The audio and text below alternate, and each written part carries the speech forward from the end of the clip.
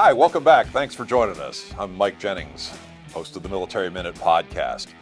For today's segment, we're continuing on with the question that we got from Jared last week. Jared in Norfolk, Virginia had asked us about how I got onto a national TV show with Montel Williams and what that process was like. And in the previous episode, if you didn't see it, if you didn't hear it, what I had described was a little bit about, first of all, how the show came to be in the first place with Montel's background as a military veteran, Naval Academy graduate himself, and how starting off doing home makeovers for military veterans led to their understanding that every person that they had talked to, every family they talked to, had talked about how challenging the military to civilian transition was for them, and that Operation Career became an outgrowth of that did a good job first chronicling the stories of companies and veterans who had made successful transitions into organizations, but wasn't really moving the needle. And that as a result of this past season, last fall, they were looking for a partner who could better tell the story of how to have a successful transition. And that's ultimately how they found me to be a part of the show. And at the time the show was talking to us, I was one of 7 or 8 different organizations and thought leaders that they were considering for this show before they had selected me. So as I had mentioned at the time, I really wasn't thinking about anything like this. I was open to the idea that the media could be a part of it. I never really thought of myself like 2 years ago. If you'd have told me that I'd be hosting a podcast and that I'd have been on national TV for 5 episodes of a hit TV show that was going to be, each episode is viewed by 3.5 to 4 million people, I would have said, "Wow, that's crazy. I can't even tell you how that would possibly happen." I mean, just wasn't even on my radar. The idea that we might actually use some video in some of our work was actually more the revolutionary part of this. And Scott and I had actually been working on producing some video as part of a future book that I was planning to write.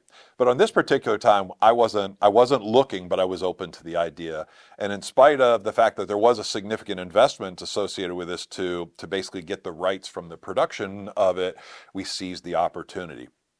So for Jared to finish the story on this, and for any of you who are interested in this, how did we separate from everybody else they were interested in to offer this opportunity to?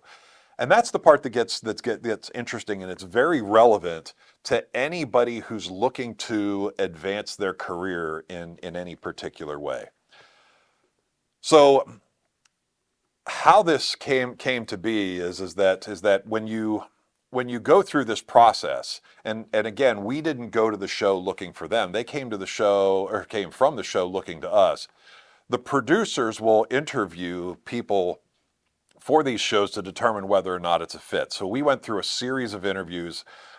Started off, it was supposed to be a 30-minute interview with the initial producer, and it ended up running almost 2 hours by the time it was all said and done. And so the kinds of things that we talked about here is that she first just kind of wanted to understand my story, how I came to do what I was doing, what it is that our company does, or the 2 companies that we run, what they do, and how they fit in.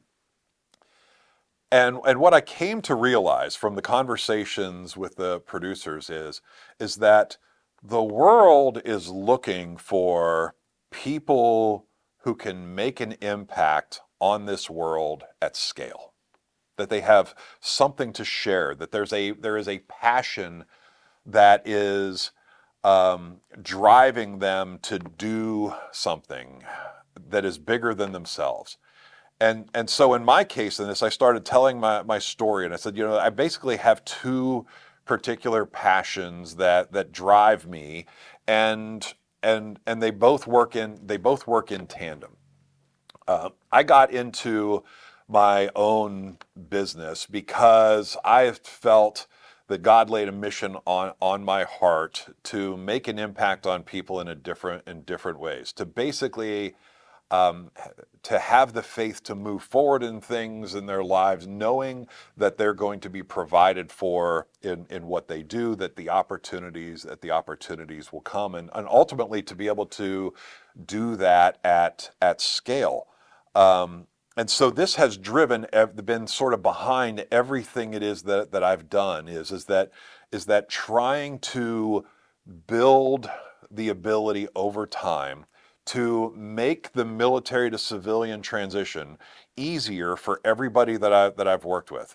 And so for the past 26 years and all of the work it is that I've done working with employers around the nation, have developed a not only the ability to find organizations who are interested in hiring military, but really the ability to take any military veteran at all and help them be successful in that transition process with very simple concepts and how to understand this process in a simple way that is not overcomplicated. What I realized in my own life as I looked at other people who did this, everybody overcomplicated this process. So as I was talking to the producers about all of this, what I was describing for them was how I took what everybody throws out there of everything that you have to do to plan a successful military transition and got this boiled down to very simple steps that any person can take. And as a matter of fact, if you actually look at the tip series that we did for the show that I hosted, each one of those tip series, if someone executes those 4 concepts that we covered in that tip series, you have covered 80% of what it is that you need to do to execute a successful military transition. That's why we put them together. So that's the story that we told. I was writing my book at the time. I was talking about that. I was talking about my passion to try to scale this information to a bigger audience, and to try to get it out. And that ultimately the book was what I thought was going to be my path to doing that. And the show coming along as an opportunity to do that and dovetail with what we were doing with the book, I thought would be a really, really good fit. So ultimately, that's how it is that we got selected. What they saw from us was this particular um, approach that I had been working on this for a very long time, that I had studied it very closely, that I knew it inside and out, and that I could present it well with enthusiasm and passion and with knowledge in ways it is that they weren't seeing from the other people. But it comes from the passion in doing what you're doing. And that's what ultimately separated us from the 8 or 7 other organizations and people that they were talking to about this, was that particular thing, the loving of what you do and pouring yourself into it.